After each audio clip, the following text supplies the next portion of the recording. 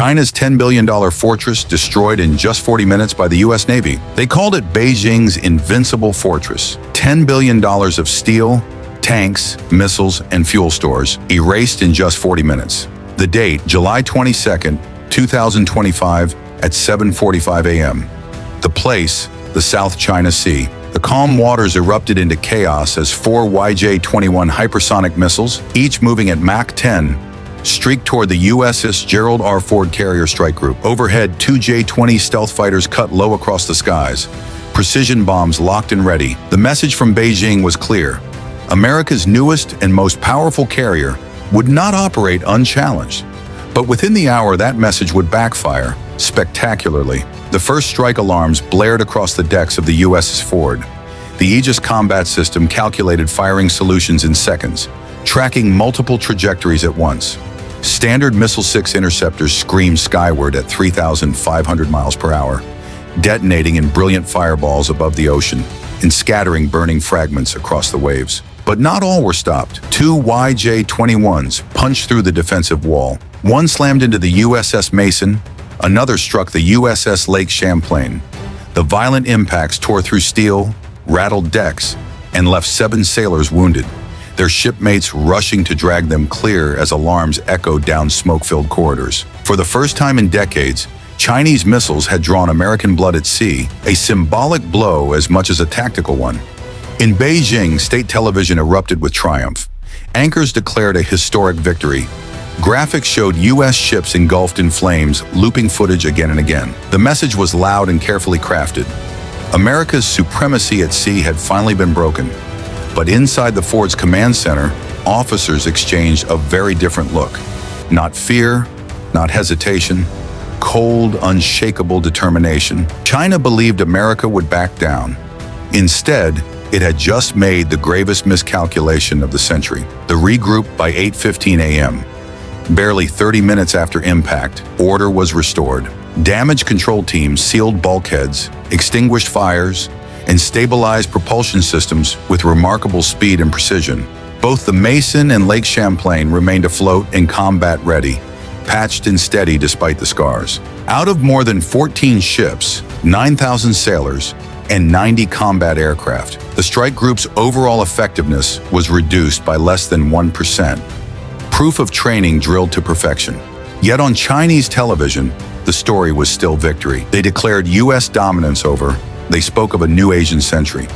Crowds were shown celebrating, waving flags as headlines promised a turning point in the Pacific balance of power. But aboard the Gerald R. Ford, a 100,000-ton nuclear-powered fortress, capable of generating 700 megawatts of power and fielding an air wing worth nearly $8 billion, the mood was entirely different. There was no panic, only quiet calculation. The order came swiftly, a counterstrike, not to simply answer Beijing's opening blow, but to overwhelm it so completely that hesitation would never follow again. The operation was given a name: Iron Thunder. Iron Thunder, America's response.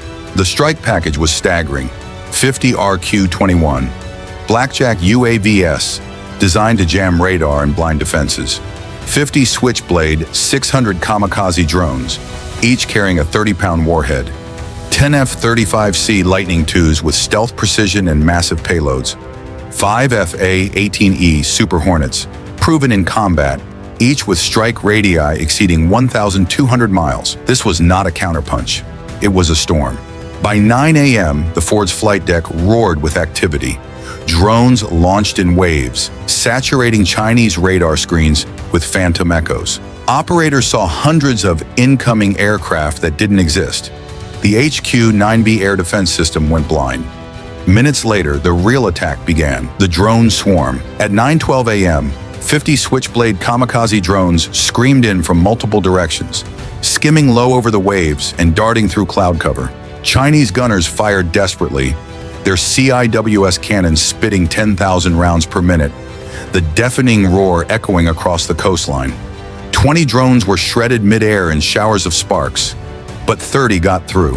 Explosions ripped across radar dishes, missile launchers, and fuel trucks, sending fireballs rolling skyward.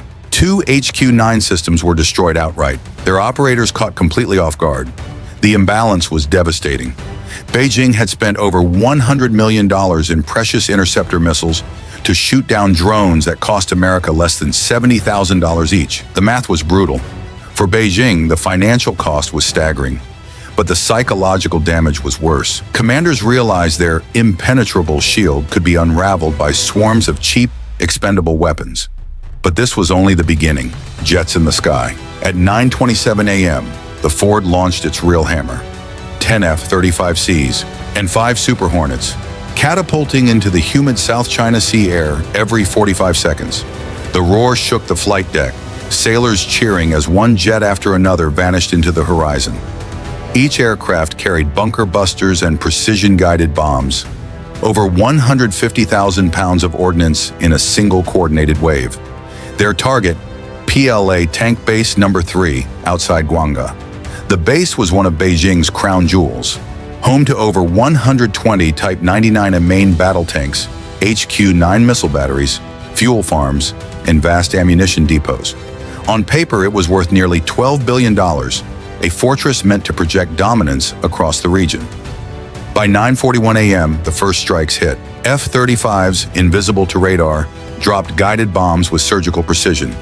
HQ-9 launchers, worth $90 million each, erupted in towering fireballs.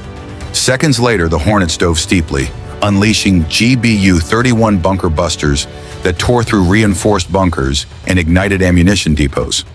Shock waves thundered across the base, flipping armored vehicles like toys. In under 5 minutes, dozens of tanks became molten wreckage, burning in twisted heaps. Fire and steel. By 9:50 a.m., the jets shifted fire toward the lifeblood of the base, its fuel. Massive J-dams slammed into vast reservoirs holding over 2 million gallons of diesel, splitting tanks open like tin cans. The result was apocalyptic.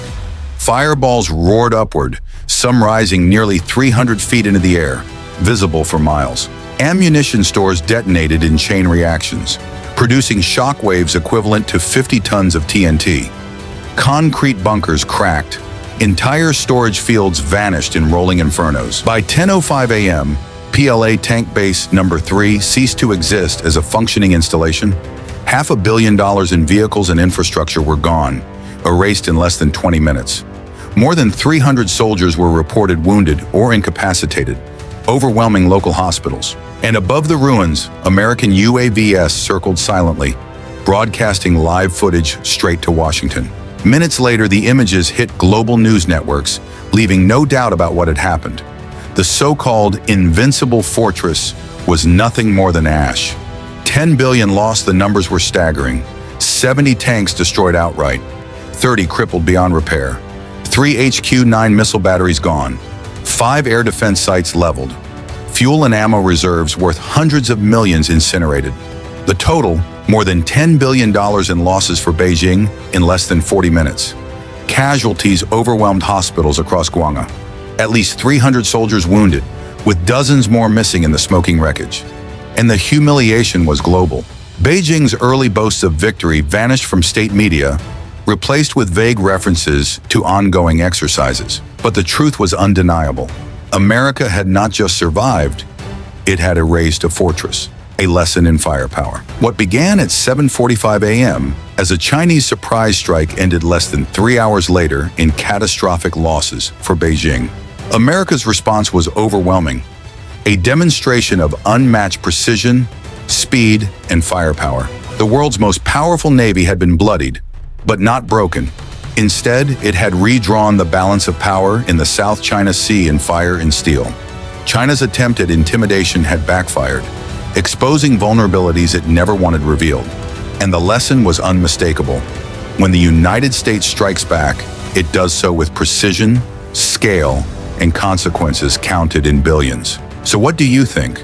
Was this a glimpse of future warfare? Drone swarms, stealth jets, and lightning-fast retaliation? Or a warning of just how fragile peace in the Pacific really is? Let us know in the comments. And if you want more deep dives into the battles shaping our world, hit like, subscribe, and ring the bell, because the truth deserves a voice.